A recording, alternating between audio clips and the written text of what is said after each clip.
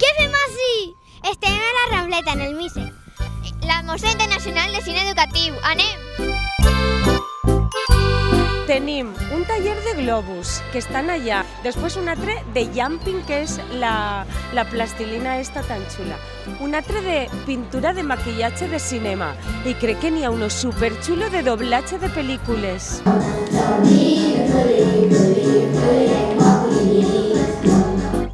En un certamen de cortos y largos y estrechos y de anchos. Y entonces hemos dicho, pues vamos a pasárnoslo bien con ellos y con ellas. Le voy a hacer un globo a Telemagazine, ¿vale?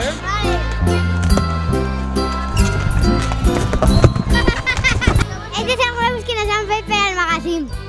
Nosotros somos la revista de Ocio Familiar de Valencia, donde ponemos este tipo de actividades y otro tipo de todo tipo, desde circos, teatros, excursiones, y esta es una de las actividades que nos ha encantado, por eso estamos aquí. Oh, I love Mise. Mise is amazing. Amazing times. Woo! Hola, aquí estamos en el taller de doblaje y vamos a ver qué están haciendo. Anem a veure com van a fer un doblatge professional.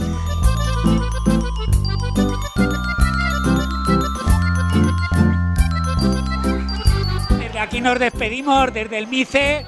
Gracias por la entrevista a Jordi el Musol y Jordi la Musola, Adiós. que estamos muy solos, ¿eh? Adiós. Gracias, oye, a ver si nos contratáis para vuestra película, ¿eh?